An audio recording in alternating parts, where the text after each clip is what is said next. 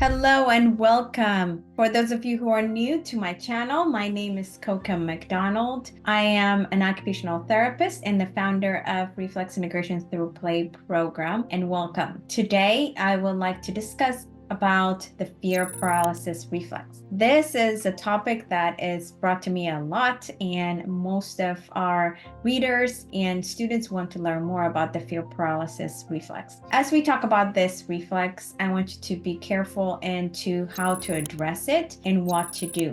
If you are a parent or those of you who are not trained into treating this using reflex integration method, please make sure that you are talking and getting support from those people who are more trained and helping you and supporting you. You don't want to do anything that will aggravate the client that you are working with. This is just for educational purposes. And if you want to be trained and if you want to have an in-depth understanding, you are welcome to reach out to us. We have a program that trains therapists, physical therapists, occupational therapists, speech therapists, vision therapists, parent coaches, and educators, and even parents to being trained and certified in reflex integration through play.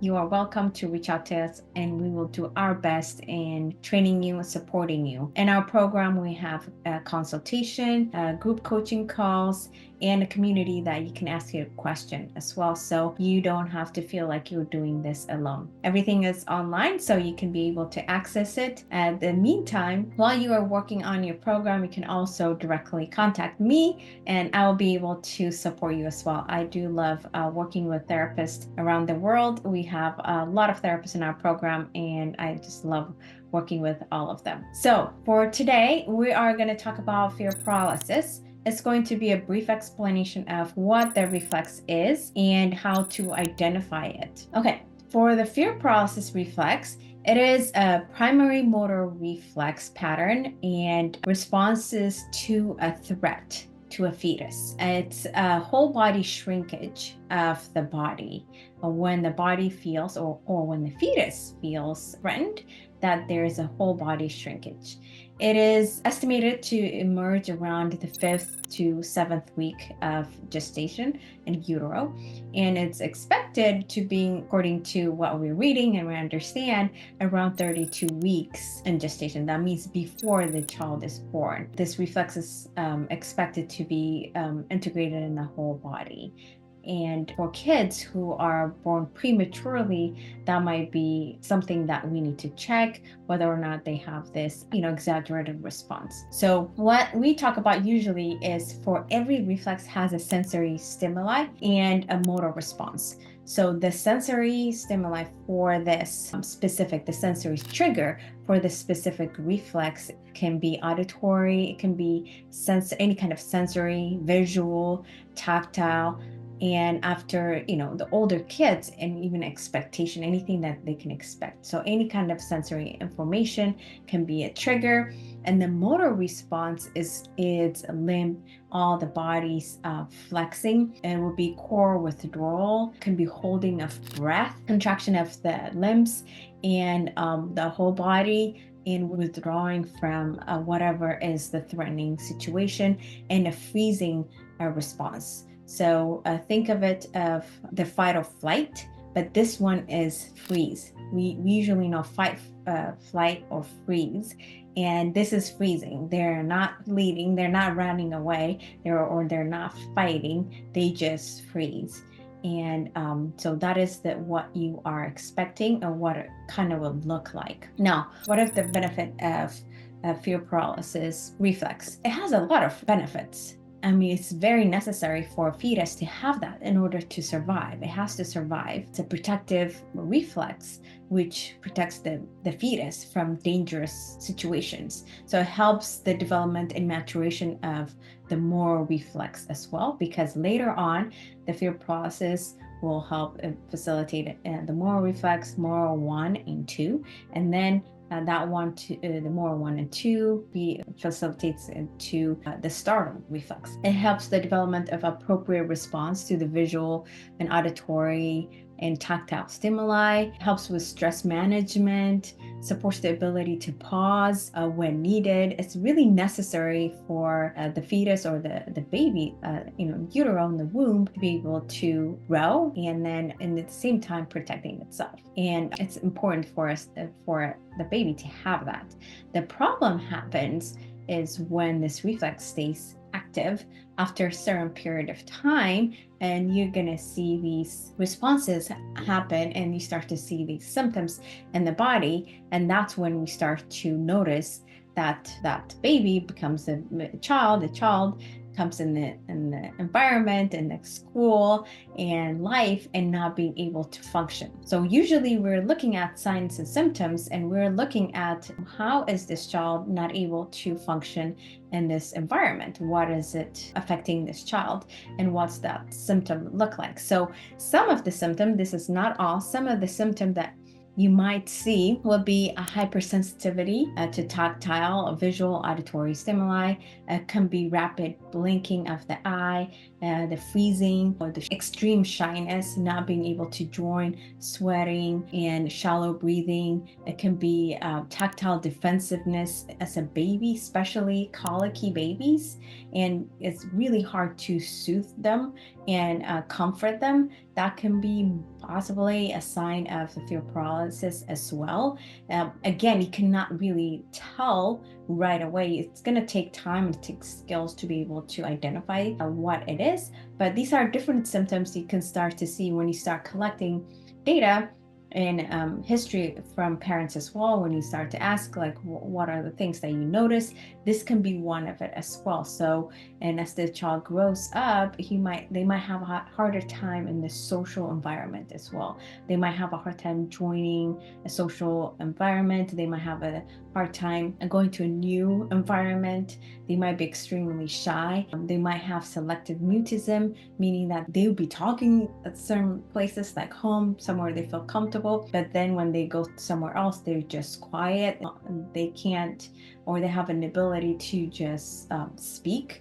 That can be something that they notice. Other things can be extreme anxiety as well. That will affect their functional skill.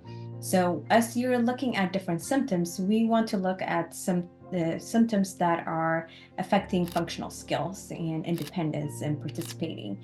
If you're working with kids, you're looking at play skills, you're looking at classroom participation and social activities, and you're looking at how they are taking care of themselves, independence skills as well. So and with adults, as they grow up, again, social skills, but then it's going to be job, it's going to be being able to handle a group of friends and being able to work in an environment. You can be able to start to see how they take care of themselves as well, and the anxiety level, how it's affecting them. And as later on, it can be something that can develop into other behavior challenges as well. So as you're working with your client, as you're working on the fear paralysis, these are something to think about. And if you wanted to understand a little bit of the difference between the fear paralysis and the Moro reflex, sometimes you might see a little bit of similarities. But if I can leave you one thing that you can be able to pick up would be with the fear paralysis, think of the client in the freezing mode, while in the Moro reflex, they more like to flight or fight. So you might actually see more of aggression and response or running away, more from the Moro, and the crying and the acting out an extreme situation from the Moro, while with the fear paralysis is going to be quiet, shrinkage, shyness, and smallness, more from the fear paralysis. Again, you're not going to just have one retention in the body. Usually one is a multiple of different things. That's why each individual is different, and you cannot treat them like from the textbook. Just because you read fear paralysis and you think that the client have that doesn't mean that they're not affected by the other reflex patterns, primary motor reflex patterns as well, that's still active in their body. So anticipate that when one reflex is retained, there's most likely multiple are retained in the body and needs to be worked on. So for now, as you're working with the fear paralysis, start to think about how to support them in that area. Now, To help with this fear paralysis, it can be really challenging because you are dealing with multiple things. So you cannot just assume and working on just a fear paralysis. We have to address the client holistically. You definitely need to be trained and understand how to handle a client like this, and you have to be really careful into working with them because your attitude, your energy matters, and how you talk to them will matter, how you handle their situation will matter, and then how you approach this client and how you work with them has to be more of a holistic approach.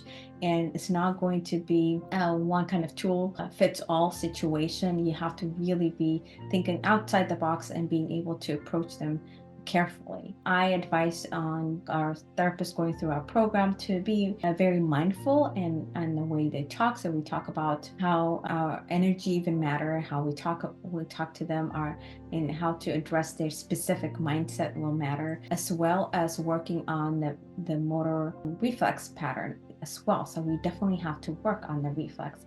However, I really advise you into getting more trained in this area in order to help them. Think about for this client, they might benefit with having a multiple team working with them, not just an OT, but it might be that they might need a counselor as well because they are going to carry a lot of anxiety, a lot of high cortisol in their body, so high stress. There might be other health issues will be there as well. So you're also dealing with their mindset because the way they feel and their response to a situation.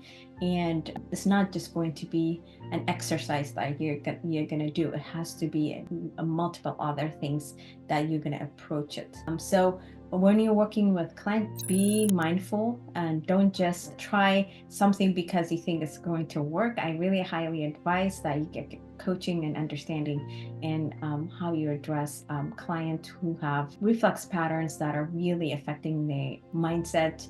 In this case, that really sets them off to the point that their body is really reacting, especially with fear paralysis and even the Moro reflex. That when you start to see clients who have this very strong anxiety and you trigger this reflex in your session and they go home and without any tools in how to calm their body, you need to be careful about those things as well. So be mindful and really take the time to sharpen your skill, because if you're a specialist, you really have to care about your clients in order to know what you're doing, because now you're really working on more of their emotional state of being as well. So really be mindful and working on this. And if you are interested in learning with us, you're feel free to reach out to us. In the meantime, good luck to you. And I'm so glad that you are interested in this subject. I will be doing multiple videos here and then updating you as well. If you wanted to follow us, make sure that you subscribe and follow our channel here and leave us a note as well and reach out to us with any questions that you may have. Talk to you soon.